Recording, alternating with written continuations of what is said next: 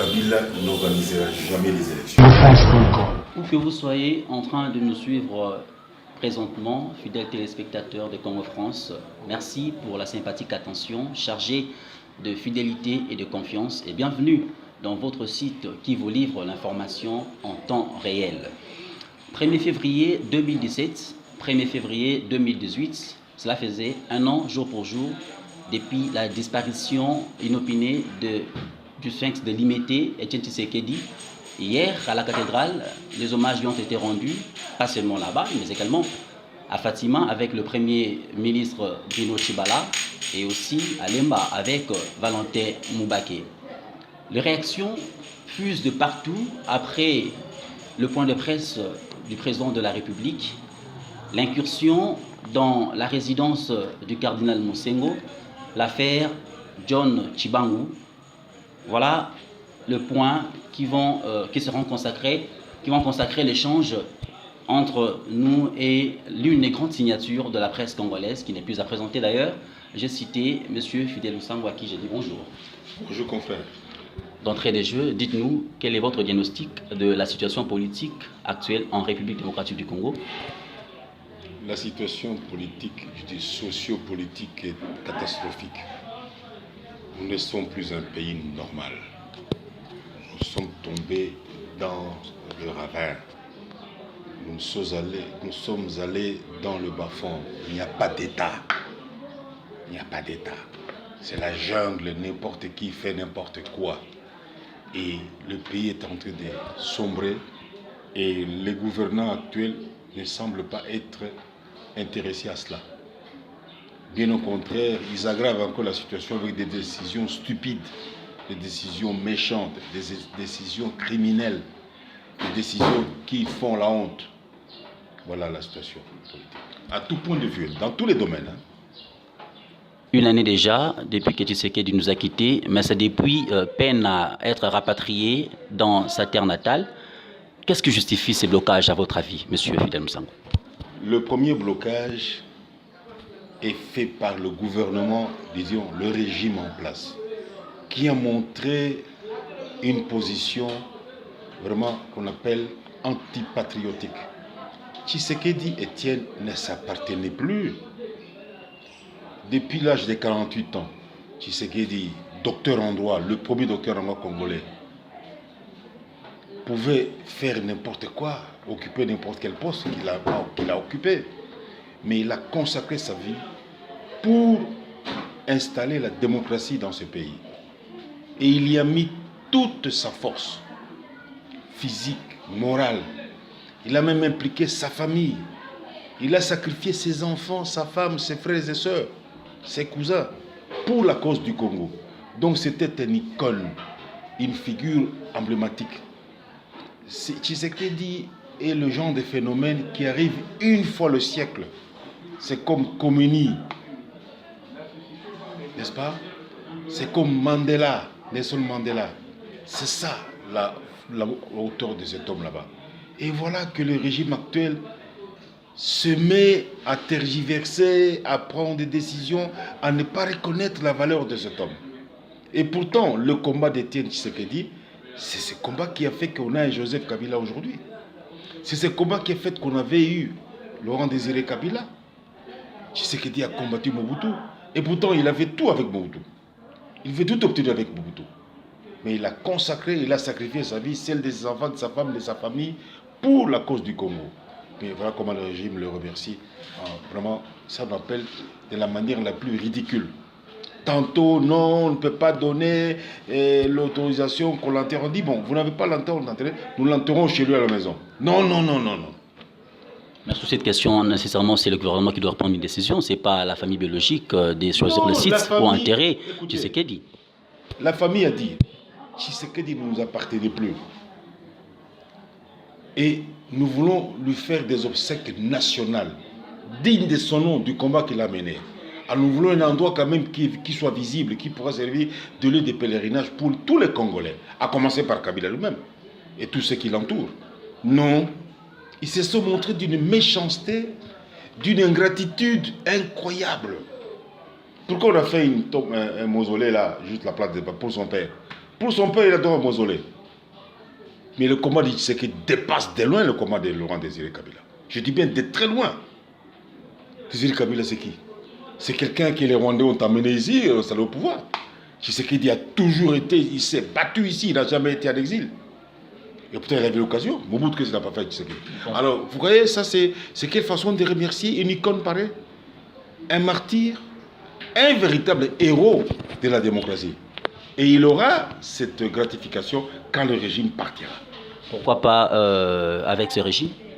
Ce régime a montré des signes de haine incroyables, de haine et de mépris à la culture congolaise, le respect aux morts. Qu'est-ce que ça a coûté au régime de dire, d'accord, vous voulez qu'on enterre où ça? Devant le palais de la justice. Ok, on donne de l'argent aux gens, on construit même un autre mausolée. Pas comme celui de Laurent Zé, parce que peut-être on dira non, vous voulez un mausolée. Et on le met là-bas. Vous voyez le palais de la justice, là devant. Il y a une place prévue là-bas. On pouvait l'enterrer là-bas. Et les honneurs. Non, non, on a tout refusé. On a beau dire, monsieur, vous voulez dire que non, un arrêté royal datant de 1920 interdit qu'on enterre les gens à moins de 20 mètres. On en donne des exemples. Les deux cardinaux congolais, Maloula et celui qui a excusé, sont enterrés dans la crypte de la cathédrale Notre-Dame du Congo. Les corps sont là-bas. Vous avez le professeur Biangani, qui est enterré dans l'enceinte de l'université catholique, de l'université de Maloula. Vous avez, il y a même d'autres personnalités. Allons à côté du Congo. Quand vous allez dans le Bas-Congo, moi je connais parce que je suis un nouveau-né Congo. Mais les tombes se trouvent même le long de la route. L'homme avait dit, quand je mourrai, enterrez-moi dans mon village. Mais pourquoi le cas Tshisekedi continue à poser problème, à votre avis? Je vous dis qu'il y a un problème, la mauvaise foi des régimes actuels, la haine du régime actuel, du régime de Joseph Kabila actuel. À la famille dit, il y a quand même des honneurs. Oui, c'est la haine. Justement, hier après la messe, le convoi qui escortait le fils de Tshisekedi, Félix Tshisekedi bien entendu, a été dispersé à coups de gaz par un dispositif sécuritaire de la police, allais-je dire, renforcé.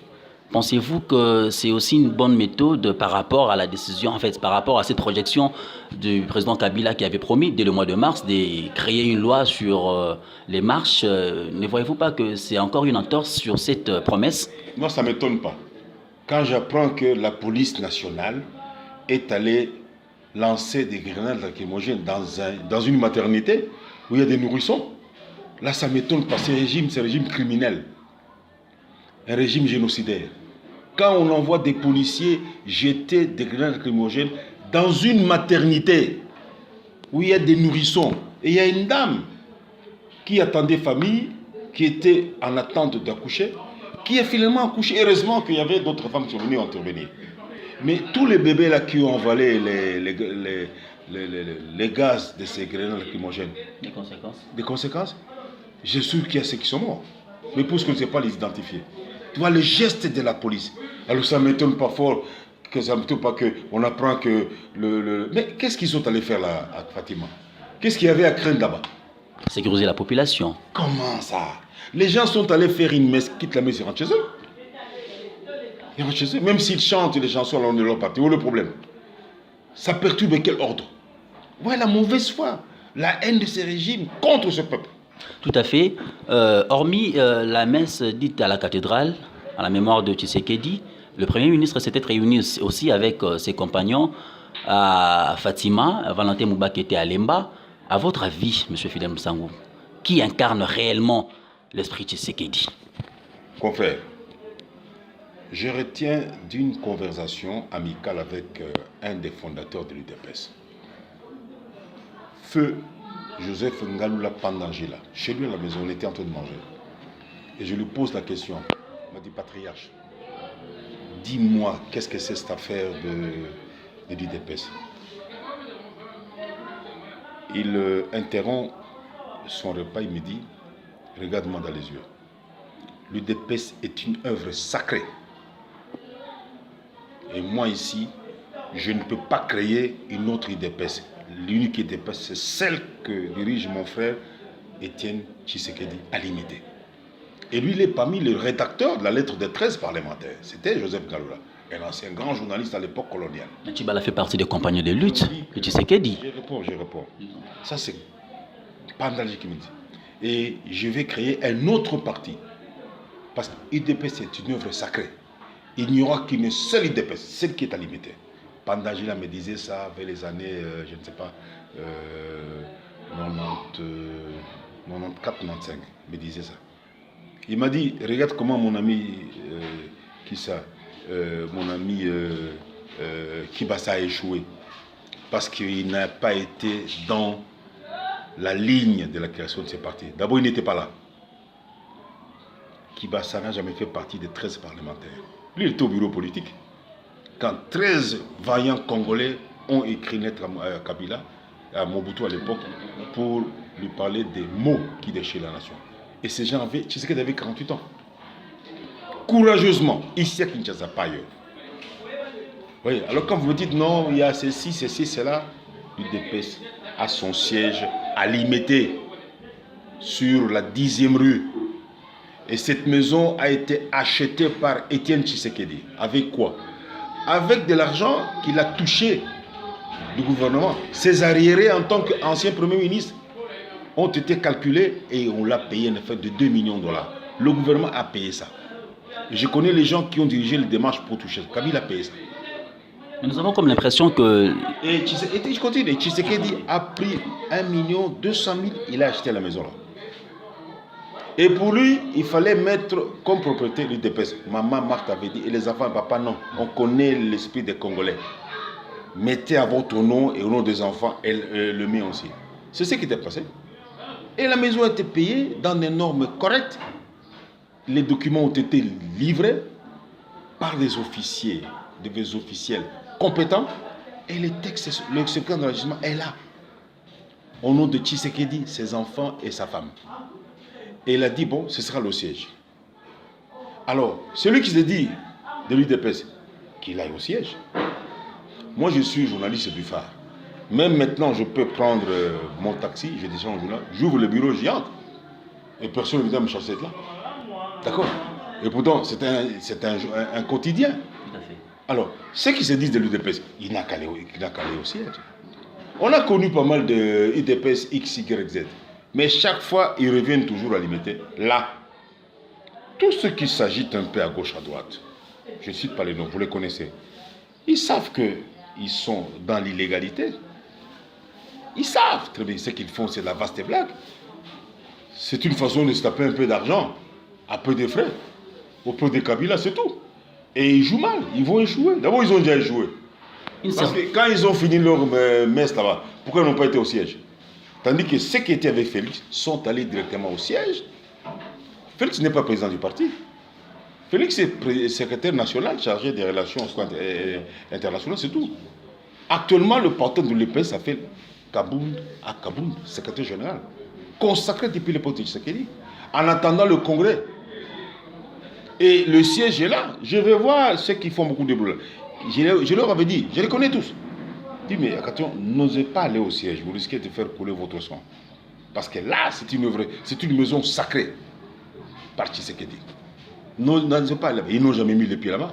Ils font beaucoup de bruit à gauche, à droite, mais ils savent que bien, ils sont dans l'illégalité. Voilà ma réponse. Les gens semblent être trop virulents à l'adresse du Premier ministre Tchibala. Mais dites-nous un peu, qu'en est-il de Valentin Moubaké? Écoutez, moi je vous dis que Moubaké s'est battu depuis l'époque de Mobutu. Il était dans le bureau du directeur de la conférence nationale souveraine avec Mosengo. Il était là. Et déjà, il s'est battu. Il a continué son combat. Il a même sacrifié son travail. Moubaké, c'est un ingénieur civil. C'est mon cadet au collège à Bukavu. Et c'est un ingénieur civil. Il s'est battu. Moubaké fait partie de la ligne dure du parti UDPS. Donc il a encore une place à l'UDPS. Mais si. Pour le moment, il y a certaines frictions. Mais s'il va les mettre, il va entrer. Personne ne va le chasser. Vous comprenez? Voilà. Mais Moubaké n'a jamais dit qu'il est compagnon de Tienne, jamais. Il est venu au parti après. Il n'a jamais dit ça. Les compagnons de Tienne sont connus. Ce sont les 13 parlementaires, d'abord. Les 13 qui ont commencé ça. Nous sommes en quelle année? Et c'est le collège des fondateurs. Il y en a un que j'ai vu à la télévision. Paul Gabriel Capita Chabangui. Voilà les compagnons de Tienne. Il reste encore qui? Il reste le vieux Dian Oken. Il reste Biringanine. Il reste encore qui? Beaucoup sont morts. Hein. Etienne est parmi les derniers à mourir. Les autres sont morts les uns après les autres. Ils étaient 13 par les marques. Kyungo Koumanza. Il aime. Kyungo Koumanza. Bon, voilà. Les autres sont venus s'accrocher jusqu'au congrès qui a consacré les différents organes. Moi, en tant que journaliste, j'ai couvert tout ça en tant que reporter. Mais par rapport à Kyungo Koumanza, il semble s'isoler un peu du rassemblement. Kyungo avait quitté l'UDPS et il n'a pas créé une autre UDPS pour vous montrer que c'est une œuvre sacrée, comme disait feu Joseph Ngalo Panachila. Kyungo a quitté l'UDPS, il a créé son parti. Et il avait du respect à Étienne. Et il allait voir Étienne. C'était un compagnon de lutte. Et jusqu'à aujourd'hui, Kyungo restait constant. Alors, ne me parlez pas d'autre chose. Je vous dis que tous ceux qui font beaucoup de bruit, ils vont rentrer. Moubaké est en train de rentrer. Je connais les tractations, je suis quand même journaliste, qui se font. Il est en train de rentrer à la maison mère. Merci beaucoup. Et à propos du point de presse du président de la République, il y a eu des mots durs à l'endroit de certains opposants. Et le président de la République dit à son actif, il n'a pas réussi à changer l'homme congolais. Vous pouvez nous dire, en toute sincérité, vous êtes zaïrois ou congolais? Écoutez, moi je suis né avant l'indépendance. D'accord? J'ai commencé l'école maternelle avant l'indépendance. L'école primaire, l'indépendance m'a trouvé. J'allais à l'école. Donc je connais. Mon père est aussi il faisait partie du parti politique Serea, avec Kachamura, avec Bissoukiro, hein, mon père.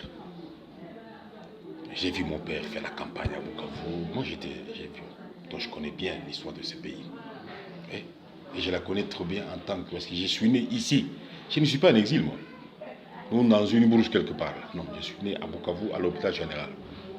Et j'ai encore des amis d'enfance. Ils sont nombreux. Qui est directeur général, là, il est ministre, professeur d'université. Nous nous connaissons.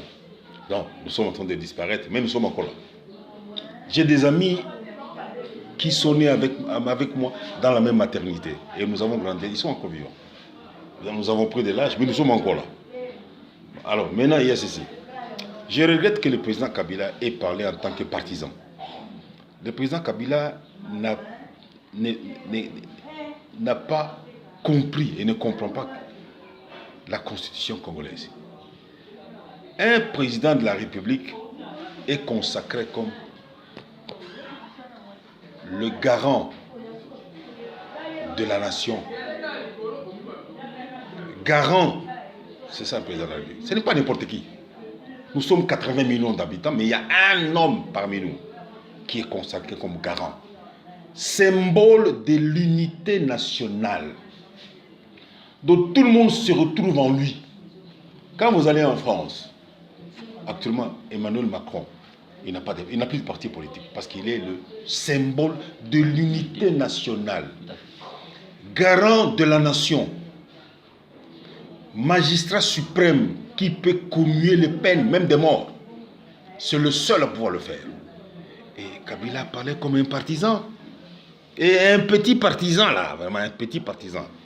Comment ça? Oui, si, il n'a pas parlé en grand homme politique. Il avait des sujets plus importants que ça, aller parler des histoires. On appelle des histoires de la racaille, ça. Ça, c'est pas un président. Il n'a pas parlé comme président de la République, il a parlé comme partisan d'un petit parti là, un peu alimentaire là. Et vous autres qui les critiquez, son ménagement est considéré des médiocres. Qu'on s'entende bien. Qu'on s'entende bien. Un président de la République est comme on appelle une tombe. Épolacaté. Ça ne pourrit jamais. Tout ce que nous disons de mal et de mauvais, il doit encaisser ça. Il doit. C'est la Constitution que je demande. Il doit écouter pour ça. Il doit encaisser, réfléchir et se remettre en cause parfois. Il a dit des contre-vérités. Par exemple, qu'il est celui qui a fait la réunification. C'est faux. Moi, j'étais reporter à Sun City. Et parfois conseiller dans une cellule d'études à lui. Kabila me connaît personnellement. J'ai connu des grandes personnes. J'ai travaillé avec le général et Didier Toumba. Allez lui poser la question. J'ai travaillé avec Samba Kaputo, décédé malheureusement. Katumba Mwanke. Ah. Maître John Noum et John Mbouyou et Vital Kamere. Moi, j'étais un des conseillers privés de Vital Kamere. Et on travaille dans la cellule. Je me battais pour la nation. La réunification est venue de Sun City. Le pays était morcelé. Les Ougandais ici, les Rwandais là-bas, les Burundais ici, les Zimbabwéens ici, par-ci, par-là. Ici, nous étions avec les Zimbabwéens. L'armée zimbabwéenne était ici et partiellement angolaise. Au Kivu, il y avait les Rwandais, à partir du sud Kivu jusqu'à pratiquement Rutshuru. Après, il y avait Mboussa Nyamusi qui contrôlait les territoires nandais. Bemba contrôlait une partie de l'Équateur. Vous comprenez? Le pays était morcelé. Alors, Bush, nous sommes en 1900... comment dirais-je, non, en 2001, Bush à une assemblée générale des Nations Unies, il invite Museveni, Kagame et Kabila. Ils s'entretiennent. À la fin, il dit, mais toi, tu quittes le Congo quand? Museveni dit non, bientôt. Et toi, quand? Alors il faut quitter le Congo. Et Kabila, quand est-ce que tu convoques la réunion politique avec les lieux? Ok, il a dit bon. Nous sommes en 2001. Conséquence du retour de New York, l'armée rwandaise s'est retirée. Bon, Kagame, comme c'était un numéro, il a laissé les RCD. Ce sont ses alliés, où il y avait des Rwandais, des Congolais. Museveni, il a laissé beaucoup d'Ougandais au sein de l'armée de Bemba et de l'armée de Mboussa Nyamusi. Voilà la situation politique, sociale politique de l'heure. Et quand nous sommes rentrés ici, en 2001, nous sommes en 2001, la première assemblée générale à laquelle Kabila a pris part en tant que président. En février, on convoque le dialogue intercongolais. Ensuite, il y a un rôle joué par Tshisekedi, toujours Tshisekedi là, qui en 2001 a fait une tournée internationale pour plaider en faveur d'un dialogue politique. Mais qui a été méconnu par la suite? Il n'a pas été méconnu parce que tout le monde est tombé dans son chemin. Il a fait un schéma. Il a fait le tour du monde. Il a été en Belgique, en France, au Canada.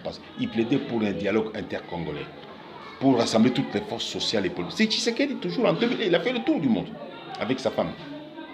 Et en 2002, on lui a donné raison.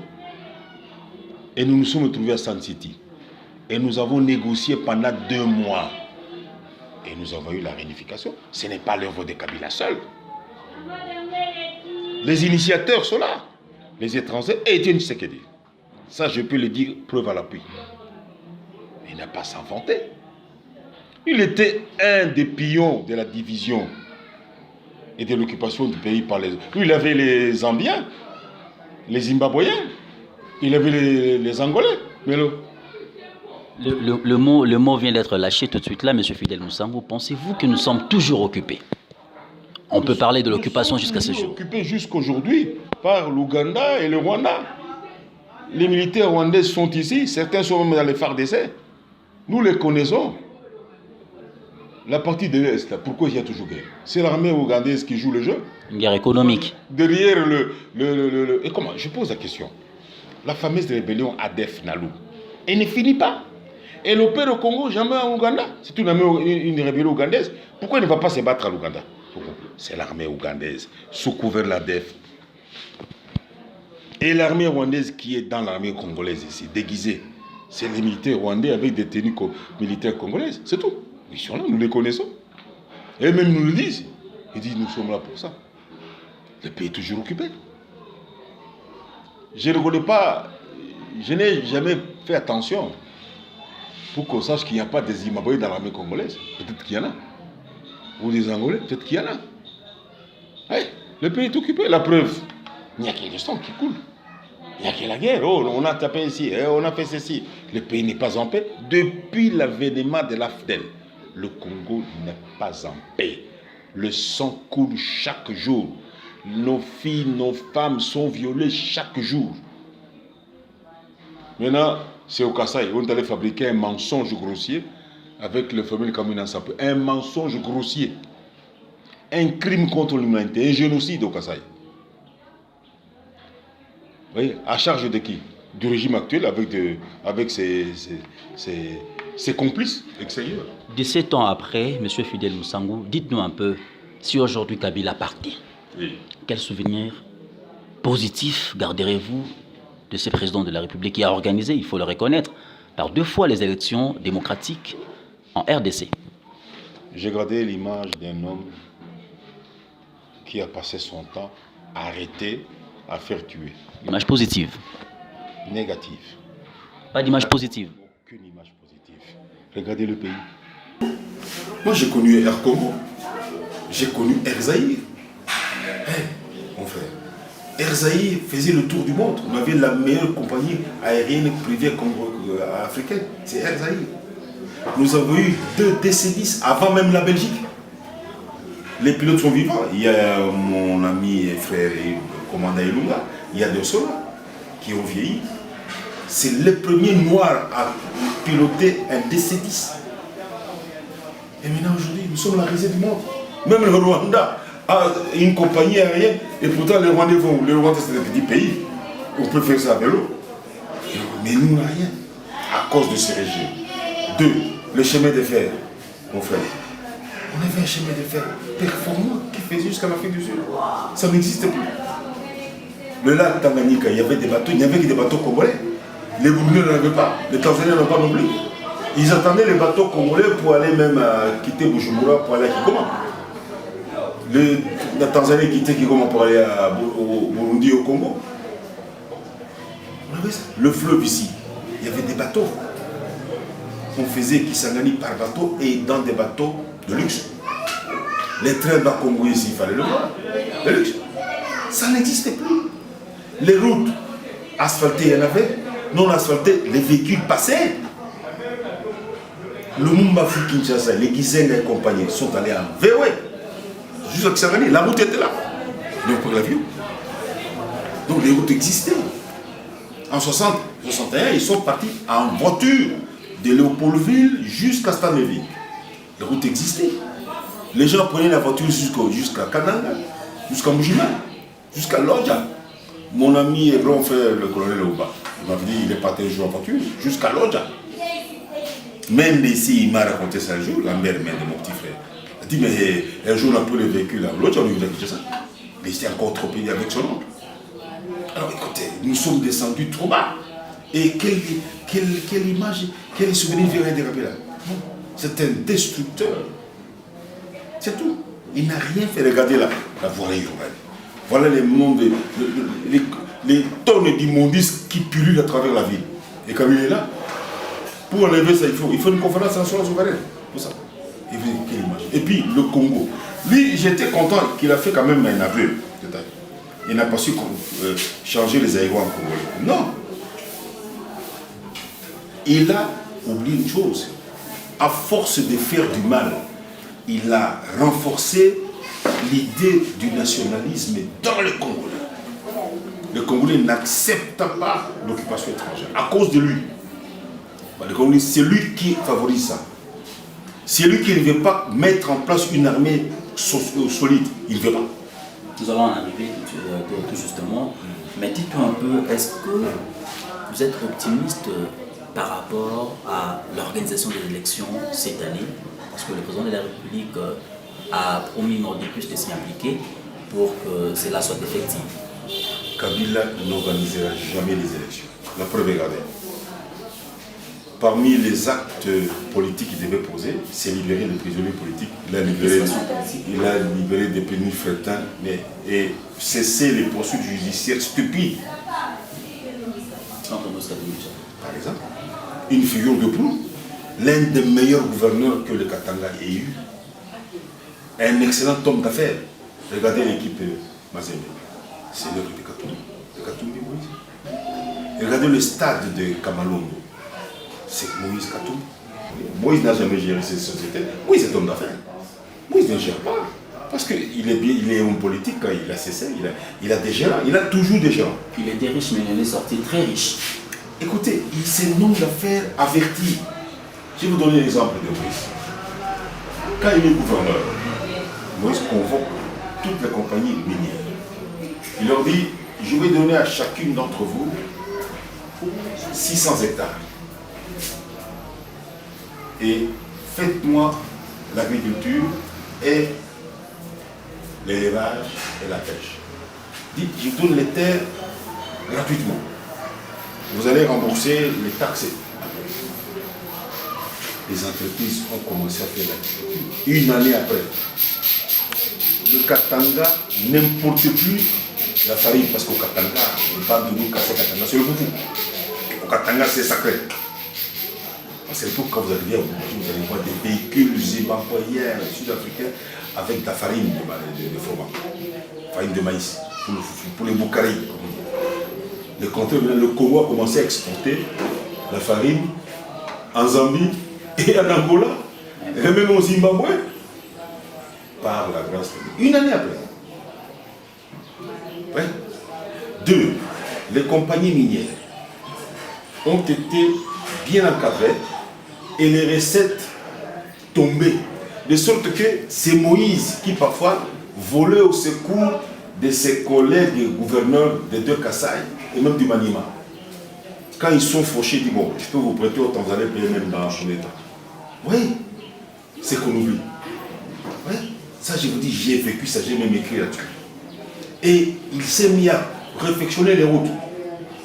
Lumbashi, Soubalesa. Lumbashi, Kolwezi. Et allez-y, Kachomwe, allez-y maintenant. Il y a des bus ultramodernes qui font Lumbashi, Kolwezi. Mais c'est grâce à Moïse. Il a réfectionné. Et même une route qui va vers Bukavu, en passant par Kalemi. Il y avait des bus qui faisaient Lumbashi, Bukavu. C'est Moïse. Il a réfectionné l'aéroport. Il a ajouté quelques mètres à l'aéroport, de sorte que le gros porteur atterrisse à Luanda.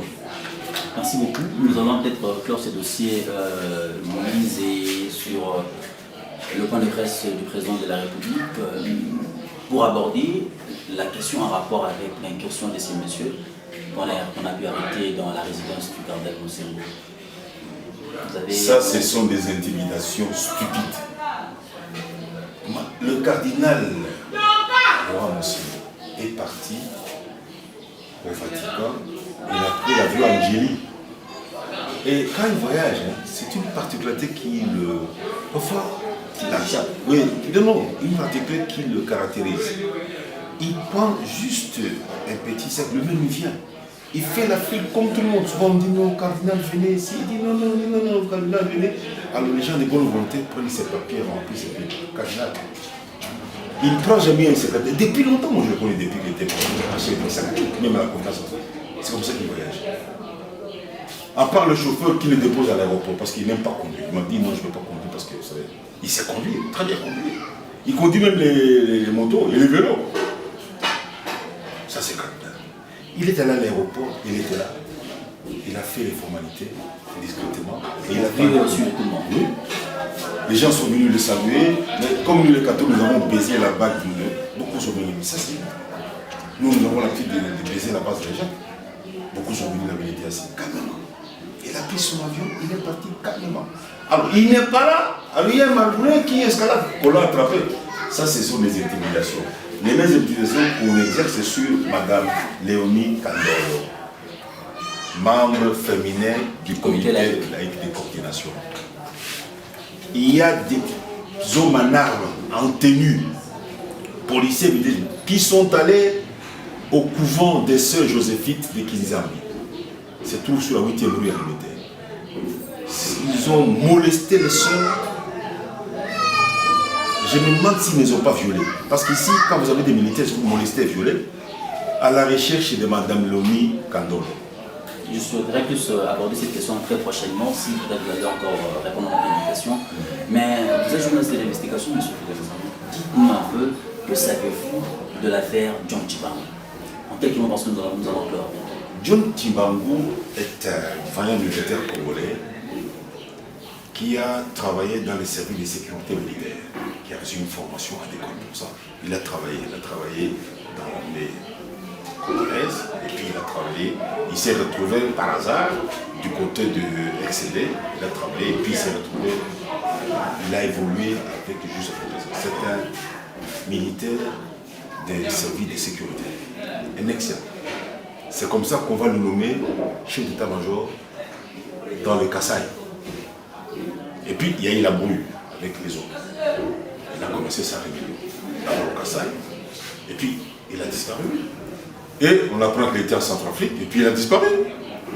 Maintenant on apprend qu'il était en Tanzanie, avec 3 passeports. La manchette de mon journal avant-hier pose la question: Congolais,